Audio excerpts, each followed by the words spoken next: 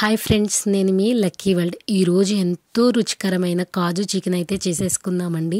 Process అనేది చాలా అంటే చాలా సింపుల్ అనమాట. ఈజీగా క్విక్గా అయిపోతుంది. ముందుగా పొయ్యి వెలిగించుకొని బాండీ పెట్టుకొని బాండీలో కొంచెం ఆయిల్ అయితే వేసుకోవాలి. ఆయిల్ హీట్ అయిన తర్వాత ఒక ఉల్లిపాయని సన్నగా ముక్కలుగా కోసుకొని అందులో అయితే వేసుకోవాలి. ఆ ఉల్లిపాయ కొంచెం వేగుతున్నప్పుడే అందులో ఒక పచ్చిమిర్చిని సన్నగా కోసుకొని అయితే వేసుకోవాలండి. ఉల్లిపాయ కొంచెం వేగిన తర్వాత అందులోనే ఒక టమాటోని చిన్న చిన్న ముక్కలుగా కట్ చేసుకొని వేసుకోవాలి. ఆ టమాటో ఉల్లిపాయ మగ్గుతున్నప్పుడు కొంచెం కరివేపాకు అయితే వేసుకోవాలన్నమాట. కరివేపాకు వేసుకొని తిప్పుకుంటూ ఉండాలండి. ఇవి బాగా వేగనివ్వాలన్నమాట. టమాటోస్ కూడా బాగా మగ్గాలి. బాగా మగ్గితేనే టేస్ట్ అనేది ఉంటుంది. ఇప్పుడు ఇందులో మనం కడిగి పెట్టుకున్న చికెన్ అయితే వేసుకుందాము. చికెన్ వేసుకొని తిప్పేసుకుందామండి. తిప్పేసుకుంటే ఇప్పుడు ఆ చికెన్లో ఉన్న వాటర్ అనేది వస్తూ ఉంటుంది చికెన్కి, మనకి ఫ్లేవర్ కోసము. ఆ వాటర్తోనే అది చాలా వాటికి కుక్ అయిపోతుంది అన్నమాట. ఇప్పుడు ఇందులో కొంచెము పసుపు, రుచికి సరిపడినంత ఉప్పు వేసుకొని ఒకసారి మళ్ళీ తిప్పుకుందాము. ఇలా తిప్పుకోవడం వల్ల ముక్కకి పసుపు ఉప్పు అనేది బాగా పడుతుందండి.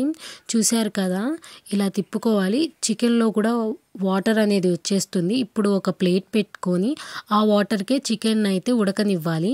ఇప్పుడు అందులో కొంచెం అల్లం వెల్లుల్లి పేస్ట్ అయితే వేసుకొని ఒకసారి మళ్ళీ తిప్పేసుకొని కొంచెం సేపు అల్లం వెల్లుల్లి పేస్ట్ ఫ్లేవర్ చికెన్కి పట్టేంత వరకు చూస్తూ ఉండాలి. చికెన్కి పట్టిన తరువాత ఇప్పుడు కొంచెము ధనియా పౌడర్ అయితే వేసుకొని బాగా కలుపుకోవాలండి. ధనియా పౌడరు మీకు ఎంత కావాలంటే అంత క్వాంటిటీలో వేసుకోవచ్చు అనమాట. ఎందుకంటే చికెన్కి మనకి గ్రేవీ అనేది కావాలి కదండి. గ్రేవీ అనేది ఈ మసాలాలు వేయడం వల్లే వస్తుందన్నమాట. ఇప్పుడు అందులో కొంచెం రుచికి సరిపడినంత గరం మసాలా అయితే వేసుకోవాలండి. గరం మసాలా వేసుకొని మళ్ళీ ఒకసారి అయితే తిప్పేసుకుందాము. చూశారు కదా, చికెన్లో ఉన్న వాటర్ మొత్తం అయితే ఇంకిపోవడం స్టార్ట్ అయిపోతుంది.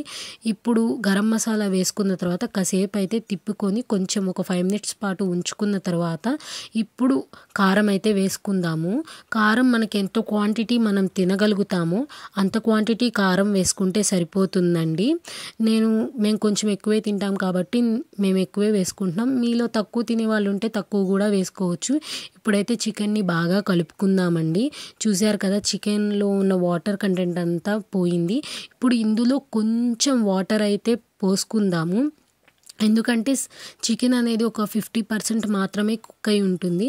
ఇప్పుడు ఈ వాటర్ పోయడం వల్ల ఆ మసాలాలన్నీ చికెన్కి ఇంకా బాగా పట్టి చికెన్ అనేది బాగా కుక్ అవుతూ ఉంటుందన్నమాట. చూశారు కదా, చికెన్ అయితే బాగా మంచిగా కుక్ అవుతూ ఉందండి. ఇప్పుడు ఇందులో మన స్టార్ ఐటెము కాజు అండి. అందరూ కాజుని పేస్ట్ చేసి వేసుకుంటారు. బట్ నేను అలా పేస్ట్ చేసి వేసుకోవాలనుకోవట్లేదు. ఎందుకంటే నేను రైస్లోకి కర్రీ చేస్తున్నానండి. రైస్లోకి కర్రీ చేస్తున్నప్పుడు ఆ ఫ్లేవర్ అనేది తెలుస్తుంది కానీ బట్ తినడానికి అంత టేస్టీగా ఉండదని నా ఒపీనియన్. అందుకే నేను ఇలా కాజుని ఇలాగే వేసుకున్నానండి. చూశారు కదా, మన కాజు అయితే చక్కగా ఉడికిపోతుందన్నమాట. ఇప్పుడు తిప్పేసుకొని మూత పెట్టుకొని కాసేపు అయితే కూరని ఉడకనిద్దాము. చూశారు కదా, ఆయిల్ అంతా పైకి తేలి భలే ఉంది చికెన్ అయితే. ఇప్పుడు చికెన్ మసాలా అయితే వేసుకుందామండి. ఎప్పుడైనా చికెన్ మసాలాని లాస్ట్లో వేసుకోవాలండి. లాస్ట్లో వేసుకోవడం వల్ల చికెన్కి అనేది ఇంకా బాగా ఫ్లేవరబుల్గా ఆ టెక్స్చరు అంతా అనేది చాలా అంటే చాలా బాగా వస్తుందన్నమాట.